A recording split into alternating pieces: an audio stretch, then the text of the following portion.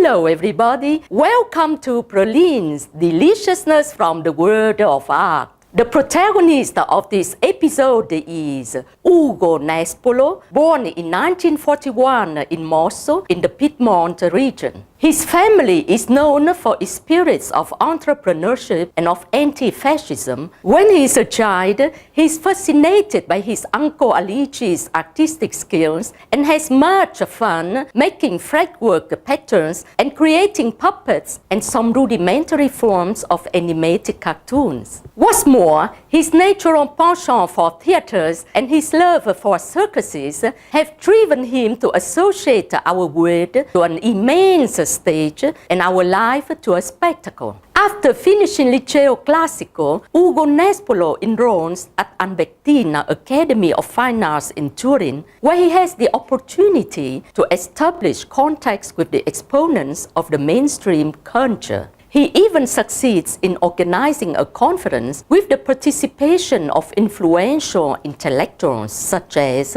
Antonio.del Guercio, Mario de Micheli and Edoardo Sanguineti. At this point, we have to highlight the fact that the encounter with Remo Pastori of Gallery Il Punto, which hosted an array of shows of important artists, namely Ando Mondino, Ben Vautier, Martial Reis, proves to be of paramount importance to the start of his career advancement. His debut exhibitions, as the one on display at the Gallery of Arturo Schwarz in 1968, feature works that will eventually make their way into the consecration of Arte Povera, works that represent objects closely connected to the working world, such as pieces of wood fixed by clamps, unusable baskets, fake wood planes. His art making thus underscores his belief that the value of a work of art lies in the action,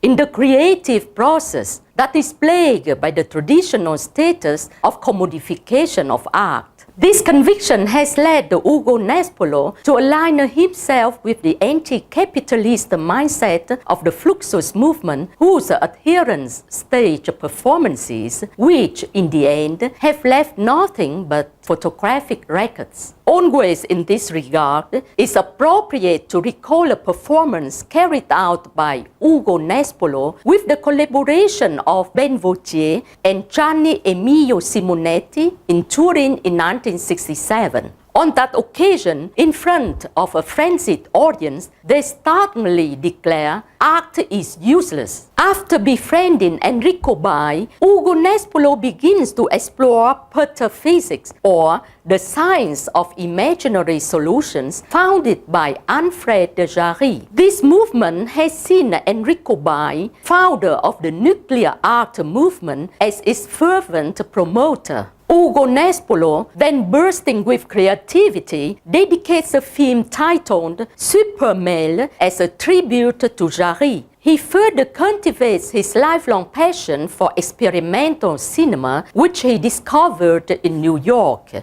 He himself proposes the avant-garde films in important festivals and asks some protagonists of the art scene, such as Bai, Lucio Fontana, Michelangelo Pistoletto, Alighiero Boetti, and Giulio Paolini to appear in his films.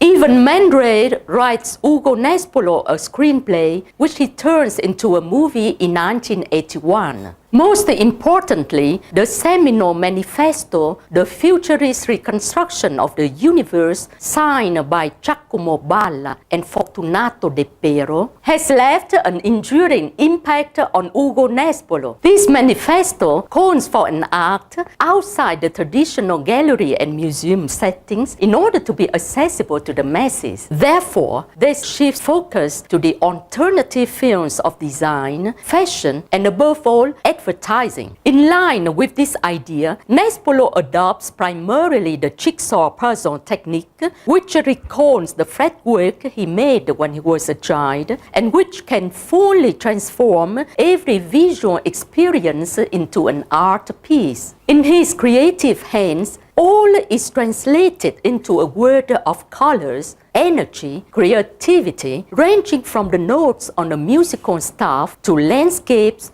to numbers, to which Ugo Nespolo dedicates an entire exhibition accompanied by a text written by the mathematician Pietro Odifreddi.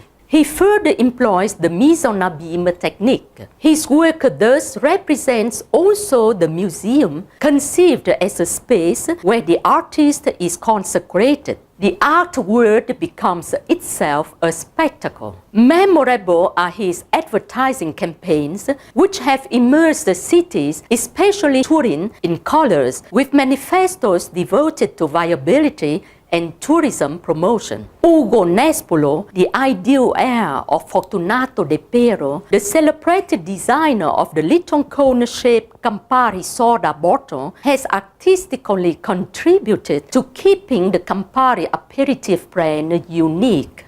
Ugo Nespolo finally reveals himself to be, if not a religious superior, a kind of magician who, through his exquisitely colorful work, is able to joyfully redesign one and every aspect of daily life. For this reason, we can't but give Ugo Nespolo full credit. I stop here. Thank you for listening. Don't miss the next episode of Pralines, Deliciousness from the World of Art.